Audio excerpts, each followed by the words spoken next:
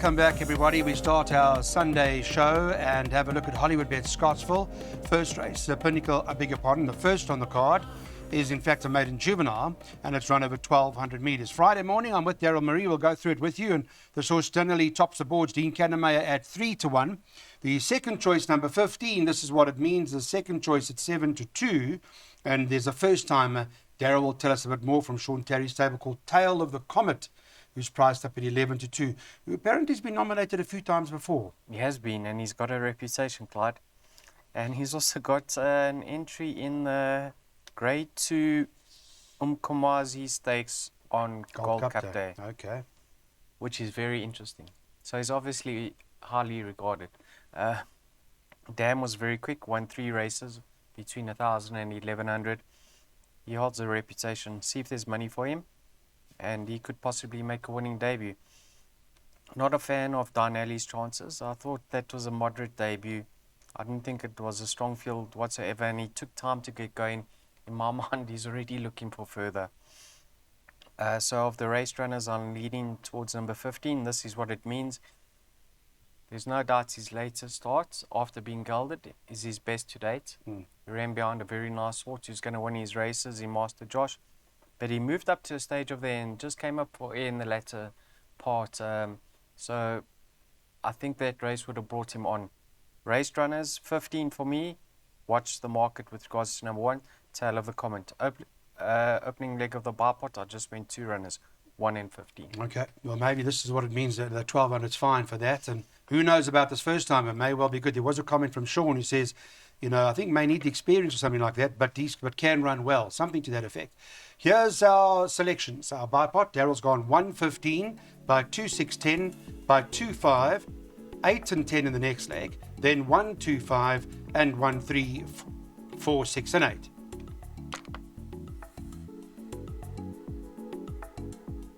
Second race, maiden class field. The fillies and mares will sprint them home over 1,200 metres. Market-wise on Friday morning, Sean Terry's got Q the Rebel, who tops the boards at 16-10 as the one to beat. You like that? I'll give her a chance. I don't think she deserves to be so short in the markets. Clyde, you're going to say there's winners from that form line? Yes, there have been a couple already, I see. One of them being Count Your Chances. Is that right? Yes. Yeah. So what's wrong with that? She's moderate, Clyde. You don't like Count Your Chances? I mean, she's open to improvement. She started big price on debut. There wasn't much confidence from the yard. She's travelling to KZN, Pietermaritzburg. Let's see how she goes. I just don't think there's are going to be many out there taking her current price. Once she drifts, it's a different story, because then there's value that comes into play. Okay. I think numbers 2 and 6 are live-wise over here. Princess are low. Always comes to the track with a huge reputation and hasn't quite delivered yet. The blinkers could do the trick, and the blinkers could help her reversing the form with number 6, Arvernie Princess, who's beaten her in both her starts to date.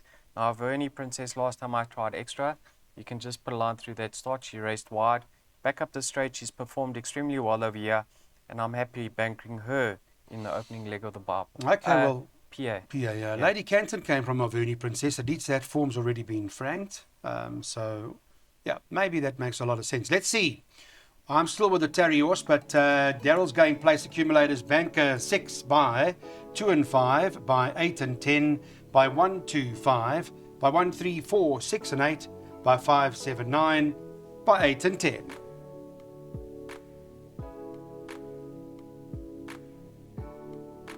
This is the maiden class fillies and mares over 1,200 metres. For the boys that don't know, well, Friday morning they had 11 Freedom Square. Sean Terry, another favourite here at 28-10, early favourite that is anyway.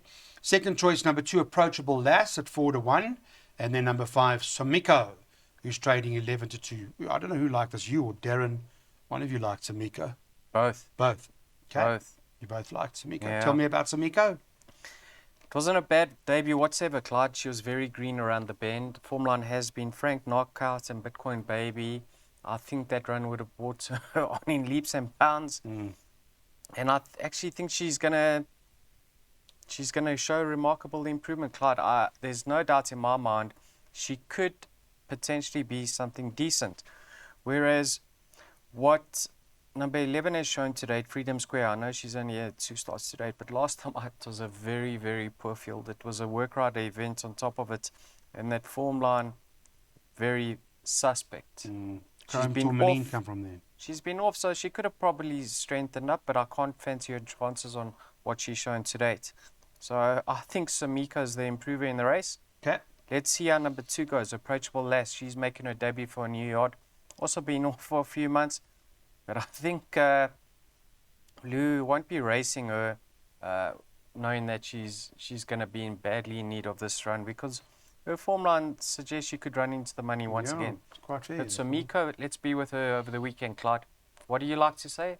Pay for Sunday lunch. Pay for Sunday lunch. Yes, use this to pay well. It's 5.5 to 1. You get more than Sunday lunch. And drinks. Yes, dessert as well. Here we go. What have we got? Pick sixes. I think Darren's worked it out. 5 and 11 by 8 and 10 by 1, 2, 4 by 1 to 12. And then, 1 through 12. And then 1, 2, 3, 4, 5, 6, 7, 8, 9, 10. 8 and 10 at the back.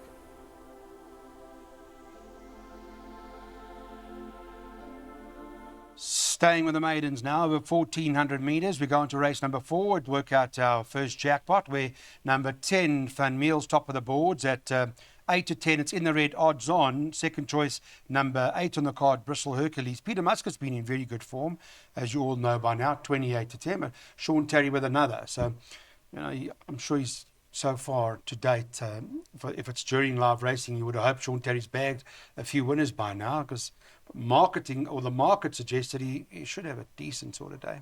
Not that you've agreed with all of the market recommendations. I mean, yeah, Clyde, I thought this was a fair debut. Finished close up. We saw that form line being franked with Viva de Janeiro, winning from there. But by Dynasty, I think he's only going to improve with racing and time. But yes, he's shown enough on debut to be taken seriously here. Bristol Hercules, I thought that was a very fair debut. In my mind, Dreamland's going to win a few. And last time out around the bend, he was never in contention, Clyde. He had a tricky draw to contend with, and he was towards the middle, back half, and he just never got into it. There was a horse who finished, listen to this, a neck ahead of him, right? Mm-hmm. Called Billy of Tea. Came out and ran second. Yes. In his next start. I see that. So I think if he breaks well and gets into the race, he's going to pose a big danger to the favourite. Okay, so you're making it those two, right? Yes. Not deeper. Yeah. Okay, we're not going deeper than that. Here we go with our jackpots. This is what Darren's put together. 8 and 10 by 1, 2, 4, by 1 through 12, by 1, 2, 3, 4, 5, 6, 7, 8, 9, 10.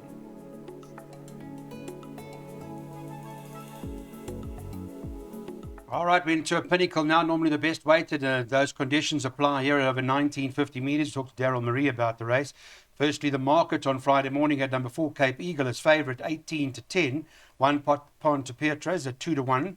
Number 5, the Coppers, the next choice at 11 to 2. You got the likes of Boundless Bash, the 3, who's 7 to 1. Number 2, Airways Law, is 15 to 2. And if there's anything else to be quoted, there are 2 others. I'll quote them for you. 7, Etiquette, is 14 to 1. And number 6, Flying Bull, is 25 to 1. Any shrewdies here? You love the betting, eh? Must read the betting. Yeah. Any value here? What must Equipment we do? change, a very important equipment change over here. Blinkers off, number 2, Airways Law.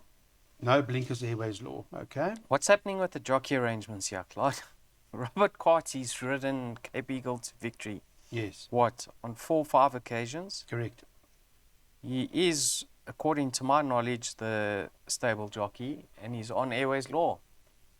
Okay. That says this son of legislators, who's the best weighted, is going to run a cracker. So he's the value in the race, in my mind. Right. Number 1, Ponte Pietra, is an improving 3-year-old. Let's see how he goes over the ground. Clyde, if he stays the extra, he's certainly going to be a player, because he's improving and he's going in the right direction. I wouldn't read too much into him being out at the weights, because he's unexposed of this trip. And then the Cop. Many will say he was slightly disappointing last time out. Again into that race, Sean Terry wasn't that confident. He said maybe this horse needs the blinkers again, and the blinkers get refitted. So Chance. I liked his penultimate start when he ran behind Zuzan, and I'm going to give him another chance. So for me, numbers 1, 2, and 5 in no particular order. I think the value is with Airways Law. Yeah, it's interesting. Cape Eagle, of course, ran to Winchester Mansion in the Cup trial.